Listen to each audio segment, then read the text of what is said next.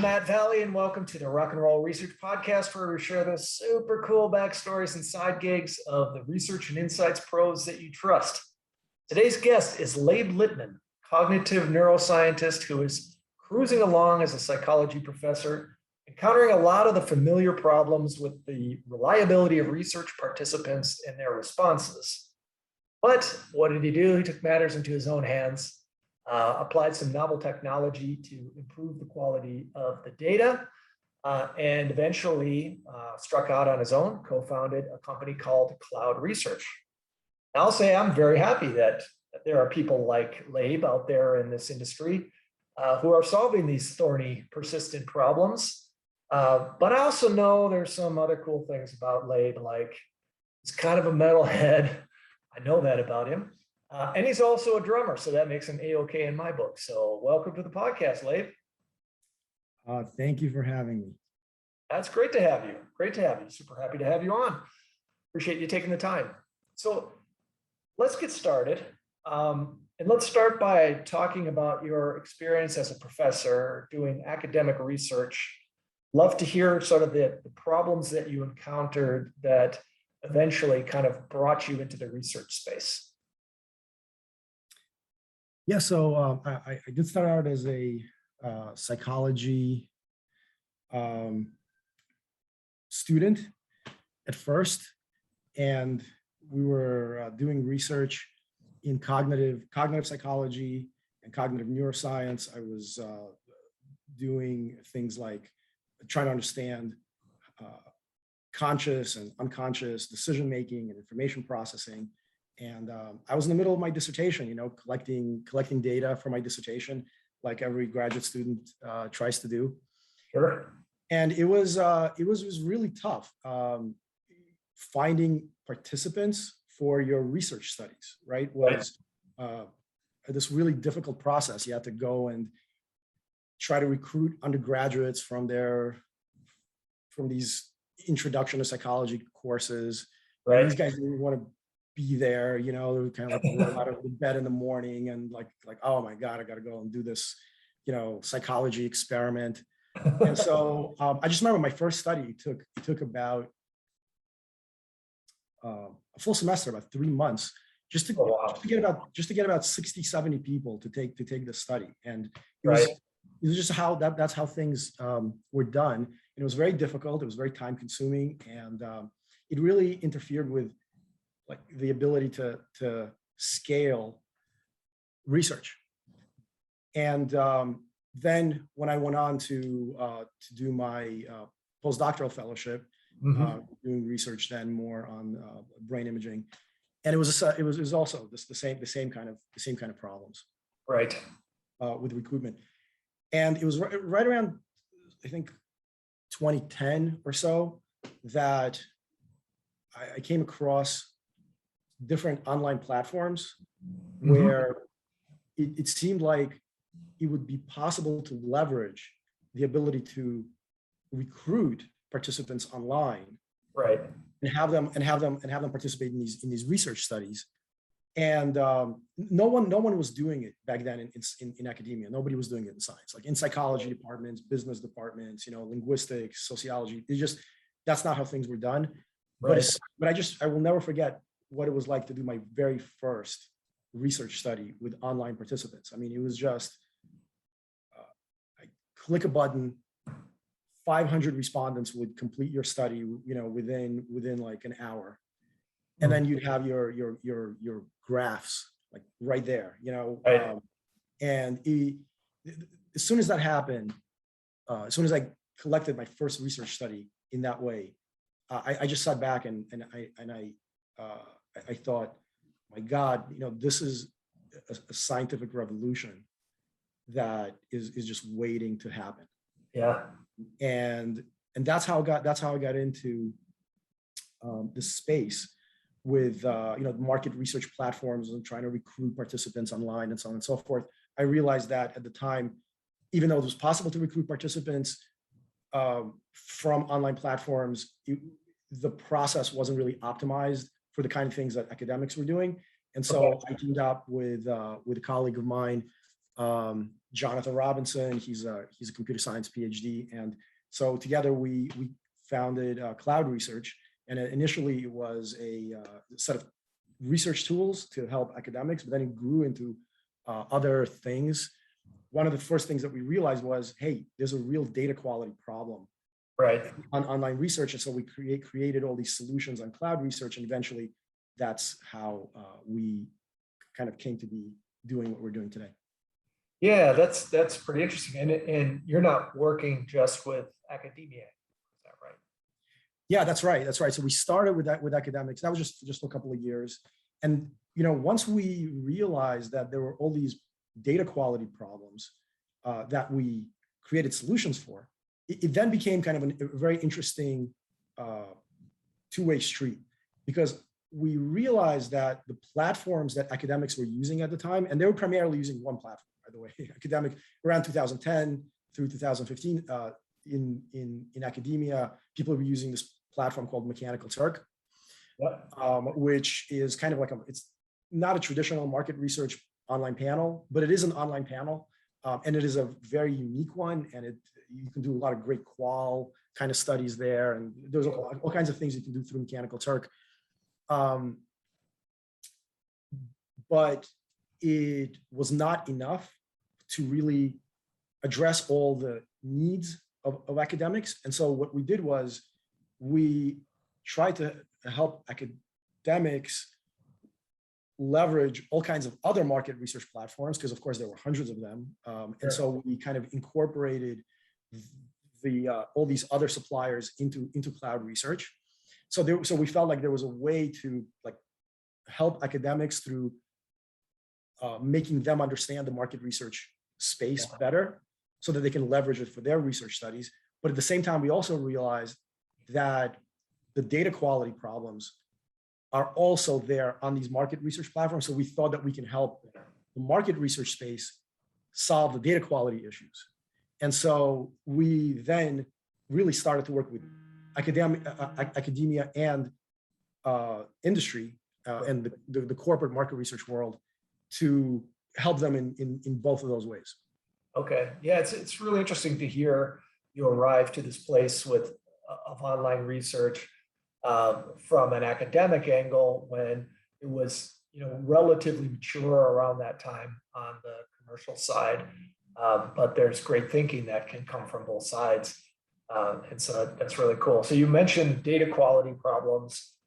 What specific types of problems are you solving with Cloud Research? Right, so data quality problems are really ubiquitous in the online research space. Opt-in panels, there are hundreds of them, and they all suffer from something that we've just called bogus respondents. Mm-hmm. And the scope of the data quality problems in online opt-in panels has been extensively investigated by many different teams. There are dozens of reports, dozens of scientific studies and white papers. It's just a well-known issue that's widely recognized to kind of plague the online panel industry. And those data quality problems, they come from several sources, and they lead to many different kinds of issues. And one of these issues was explored in a recent report by the Pew Research Center that looked at 50 different online panels.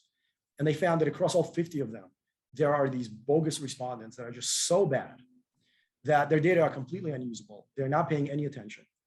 And they're really a lot worse than just inattentive, because inattentiveness creates noise, which is bad enough. But what these people do, the Pew Research Center found, was that they systematically say yes to pretty much any question that they're asked. Right, so they screen in and they qualify. And they screen in and then they qualify, right? That's one problem that creates. But also, once they start the survey, they'll just say yes to everything. It's, oh, do you eat McDonald's for breakfast? Yes. Do you recognize this brand? Do you like this brand? It's like yes, right? And what ends up happening because of that is you get these illusory effects where a researcher thinks, oh wow, like there's brand recognition here, but really there isn't. It's just random, or systematic yay saying and acquiescence bias. And then what it also does is that it creates these illusory correlations, because when people say yes to multiple items, it will create statistically significant associations between them that aren't real, but you think they are. And this has been really explored also in the literature. Like, for example, there was a recent study that was done on Facebook use and anxiety. And there was this like association that suggested that people who use Facebook are anxious. And you can easily see how people can like really run away with this. Like, oh, maybe using Facebook causes you to be anxious. And you could see how even like the media might pick up on something like this and run away with it because it has this like public, it's an issue of public interest. Right. But then what ends up happening is when you break out the data set into like the bogus respondents and the regular respondents, it turns out that the entire correlation is driven just by those bogus respondents. And when you take them out of the analytic sample, the correlation is statistically insignificant. It's not there. So you basically are, what happens is you get these illusory effects, illusory correlations, and they create huge problems for the industry. And they also create huge problems for society at large, because increasingly opt-in panels are informing our society about a whole range of issues, right? They're used now for polling, they're used for medical studies, they're used for scientific research, they're used for market research, they're used for like, consumer insights, and the list goes on and on and on. Yeah. And a lot of these findings end up making their way into the news cycle. Yeah. And a lot of this information actually that makes its way into the news, and I can give you plenty of examples of those, also becomes a problem for the kind of misinformation that we see around us in society. Yeah. Yeah, just huge problems. Absolutely. I'm sure many of the researchers, myself included, who are listening to this podcast can point to examples in their professional career where they've encountered some serious issues with data quality. So glad to know you're tackling it. So let me take a step back though, Leib. I'm curious, at what point did you realize that you wanted to study cognitive psychology, cognitive neuroscience as a discipline? Does that go way back? Yeah, it goes way back. I was pretty much in high school when I developed a fascination with the mind and the brain, and just wanting to understand how the mind works. And in particular, I was always fascinated with consciousness, which really is a philosophical area of inquiry, and also a scientific one. And right around when I was in college in the 90s is when brain imaging was just becoming a thing, and there were all these kind of uncharted territories that can be explored with fMRI, functional magnetic resonance imaging. Right. And so I just knew that, hey, yeah, I really wanted to study cognitive science and cognitive psychology, and I wanted to do brain imaging to really understand not only like the cognitive mechanisms of the mind, but also what are the like underlying neurological neural underpinnings of these mechanisms of the human mind. Yeah, once you get into it, the content is just so engaging, right? It's just like every little bit you learn, you realize how little you know, and you just want to learn more and more, right? All right, so your background is interesting. Just thinking about where you are now, having been a cognitive psychologist, and now sort of tackling some of the operational problems in research. Curious to know from your perspective as you look ahead, and maybe this is about online research, or maybe it's broader. So where do you think research is heading now from what you see at your vantage point? Yeah, so I think, you could just talk about this from the perspective of where research came from over the last 15 years. And I really think it transformed our society just in terms of how we access information and how we get information. through the kinds of online sources that are now available, right? It just really transformed so many aspects of our society. Like polling is now, so much of it is done with online sample sources, right? And so much science is being done through that as well. And of course, like things like market research, medical research, public health research. So just in the last 15 years, so much has changed in terms of how we access data. And just thinking about where it's going, I think there's going to be a lot more of that. And society is going to be impacted more and more by these kinds of online panels being leveraged for insights and for information and for data. And I think that the more that happens, the more sort of our industry has kind of like a social responsibility to really take seriously the idea that we are, not only in the news, right, but we are the news. Like we are informing the news cycle, Right. And I think there's going to be a lot more of that happening, and the immediate consequence of that is that we need to take data quality extremely seriously, because data quality, bad data quality is not just like the researcher's problem. It's now becoming society's problem as well. And so I think like what should be happening in the future is that the industry as a whole should be becoming more aware of just how prevalent data quality problems are, and should really seek out the kinds of solutions that are validated and where there's really like validated evidence that, hey, yeah, like if you apply certain approaches or certain solutions to these data quality problems, that you really get an effective result and you really get a clean sample on the other end of it.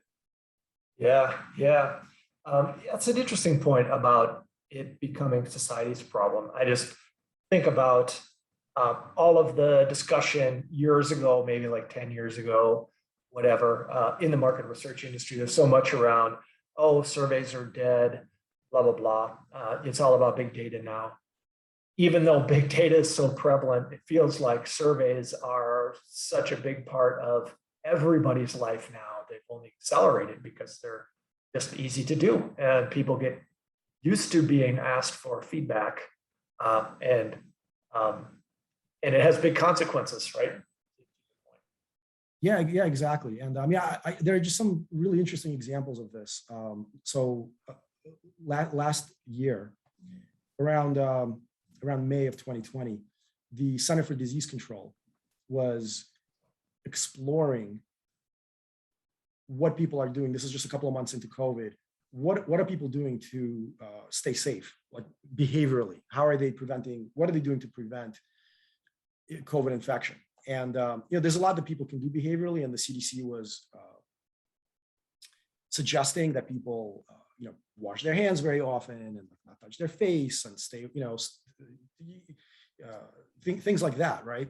And so the CDC wanted to know, well, how many people are actually doing that, right? So they conducted the study, and it was a survey where they asked people, okay, are you doing this and that and the other thing? And then they also wanted to explore maybe are some people going overboard? And so they asked people whether they were doing things that maybe like they shouldn't be doing. And they had a whole bunch of questions about that. So are you washing your food with bleach was one of the questions. Are you actually like drinking bleach to prevent COVID-19? Are you like drinking soap water to make sure that like that you don't get infected? And so what they found was that about 39% of people in the United States reported doing some of these things, right? And it just was like this astonishing finding that got picked up by over 150 different media outlets and media sources. And it was just worldwide news. Like everybody was talking. In Australia and Europe, people were talking about like, look at what like these Americans are doing, just like what's going on. This seems totally crazy, right? And as it turned out, this was something that was exclusively driven by bogus respondents. So once you take the bogus respondents out of the sample, and our team at Cloud Research actually did this study that we also ended up publishing. We did this together with researchers at Columbia University's School of Public Health. You take that data set and you divide it into like the bogus respondents and everybody else. And the bogus respondents, 30% of them say that they're drinking bleach. With people who are regular respondents, there's literally nobody. Right. And so this just speaks to the importance of surveys, right? Because even such an important organization as the CDC, if they want to know what people are doing, they will conduct a survey. And they'll conduct a survey through these traditional market research online panels. Mm-hmm. And there are all these data quality problems there, whether it comes from like server farms, people from outside the United States in India who are like, just kind of posing as people in the United States. They don't really understand what they're reading. They're just trying to collect a little bit of money for filling out the survey. Or there are these bot farms and so on and so forth. There are all these different sources of bad data, and then they end up polluting the survey, right? And you get this illusory effect on the other end, and it really has the potential to impact the news cycle and to impact even public health policy, because the CDC actually wrote a report. This was a report in their flagship journal, where they suggested that there needs to be resources put into these public health campaigns to inform people that like drinking bleach is not something you should be doing, and so on and so forth. In the meantime, nobody was actually doing it. So a lot of public health policy can be informed by this kind of erroneous science. Yeah, direct policy implications. One more question on this, because this topic is just so important. It's great to have you speak to it. So thinking about those kinds of problems, you mentioned a couple of them, like bot farms or fraudulent responses who are just trying to collect points versus people who are maybe directly trying to sabotage survey results. What's maybe the biggest of those problems, and what is maybe the thorniest to solve? So bots are or automated scripts of various kinds, and they come in a variety of different forms. For example, somebody can click a button and will translate the survey into like a foreign language. So that allows people who really shouldn't be taking your survey to be able to take it. They don't speak English, right? They don't really, right? They're not your target audience. So that's an example of automation that people use. People sometimes, there's automation there where you can just click a button and it'll just fill out a whole bunch of questions randomly. If you have a set of Likert items, that's automation. That's used very commonly. There's all kinds of things like that. And that is one type of problem. What we also see, which I think is an even bigger problem, is just general inattentiveness. Okay. Just generally regular folks, regular people who somehow got invited to take a survey. They're totally not interested in paying attention. They have no intention to pay attention, in the first place, but they're gonna just click through it without really reading the questions. And that kind of responded, together with the automated, bots and scripts and so on and so forth, really make up anywhere between 20 and 30% of surveys in online samples, yeah. not uncommonly.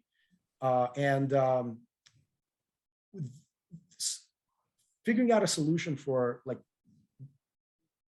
finding someone who's trying to enter a survey from a different country by looking at like IP addresses and geolocation tracking and so on and so forth is part of the solution, but it can't really find the people who are inattentive and people who are just kind of saying yes to everything, like what you said, right? People who are either are like mischievous, or they're just going to say yes to everything for whatever reason. We don't always know what's motivating them to do that, but finding those kinds of respondents is really, that's the bulk of the issue. And that's really where some of what we do is that we don't rely on just these tech solutions for IP deduplication or digital fingerprinting and things like that. What we do is we use behavioral methodology, and this is kind of where my academic research background comes in, where we use certain behavioral methods that we know can catch people who are inattentive, and we put that into our data quality solutions, and that's what enables us to be able to detect some of those inattentive respondents and to just route them out of the survey. Yeah, cool. Important work for sure. All right, so let me switch gears here for a second, Leib. So this is a podcast, right? So I'm interested to know what other media, be it podcasts, blogs, journals, whichever, that you turn to for professional knowledge or inspiration or even enjoyment. What's on your media list? Yeah, so I personally am a huge fan of the teaching company, or they're called the Great Courses. Yeah. They just have like thousands and thousands of courses on just about every topic, anything from history to physics to chemistry to math to statistics to like you want to learn to use R, or anything that could be a college course. And there are lots of different things like that out there. Mm-hmm. But the thing that I really love about the Great Courses is just the quality with which everything, the production quality, like they will get like the best professors, and they will have them like actually write their entire course, mm-hmm. which is usually anywhere between like 12 and 20 usually like 24 or 36 lectures. And it's just done so well. And I've just been addicted to it, honestly, for the last probably 12 years or so. Like whenever I'm in the car, that's what I listen to. And now they recently came up with this app where you don't even have to like buy each course. It's like you give like some nominal fee every month. You have access to like all these different courses. So that's my thing. That's what I listen to, and I just I find a tremendous amount of like inspiration and just so much knowledge out there that is presented in such a concise and effective way. That's kind of my go-to source for that sort of thing. Yeah, cool. I've taken a couple of those as well, and I totally agree with what you're saying. Oh, that's awesome. So cool. All right, so Leib, you and I have talked music a little bit. Right? Have talked music, and so I do know that you're a little bit of a metalhead here. So we've got some bands. Yeah, we got some bands in common that we enjoy. But don't let me color your answer to this question. But this is what I really want to know. We're talking all the smart stuff, but what I really want to know, Leib, is you're stranded on a desert island. You've got 3 records at your disposal for the end of your days. What are they? Yeah, that's an awesome question. I would have to go back to my kind of like teenage years of just getting into music, and I really fell in love with heavy metal. And there are certain albums from that time period that are kind of timeless for me. I mean, I just know that, if I haven't gotten tired of listening to those albums over the last like 25 years, I can probably spend another, 50 years on an island, and I probably won't, get tired of them in the future. So I would have to say that, the first album would be Queensryche's Operation Mindcrime. Oh, yeah. Interesting choice. Yeah. I mean, that album is just so great. It's a concept album. It's like a story, from beginning to end. And it's just got, GF Tate with his like amazing like vocals, just amazing drums. It's just, it's like a perfect album. It's one of my favorite albums. Very cerebral metal. Yeah. It's got some definitely, the story is definitely cerebral. You kind of have to like follow it. It takes a while to figure out what's going on. Yeah, cool. All right. The second one is more less metal, more punk. There's this one punk band that I love. My favorite one is Bad Religion. Dude, yes. Oh, come on, Leib. There you Come go. on, man. So, and it's hard to figure out, which one is my, favorite album, but I would go with Against the Grain. Oh, very, very nice. Just an absolutely shredding record. Yes. Yeah. So that would be my second one. And I kind of feel like I have to mix it up a little bit. It can't just be all heavy metal, like a little bit of I love it. I love it. Great choice. all right. And the third one, I would have to go with Metallica and Justice for All. Check me out, Leib. Yeah, that would be my third. And it's just one of these like really great Metallica albums that's got all this like complexity and depth that I mean, there's lots of other great Metallica albums, but that one for me is the one that I would take to the desert. Oh man, I love it. 3 for 3 metal albums. Well, Bad Religion, punk rock, close enough. Love those choices, totally. So I would certainly stop by and pay you a visit on that island. We could rock out in this. Right on. Yeah. Super cool. All right, Leib, thanks so much for sharing your insights around data quality. It's a persistent issue, and glad to know you're tackling it. Love to talk metal, all that good stuff. So let's do so again soon. Rock and roll. Absolutely. Thank you so much for having me. I really enjoyed it.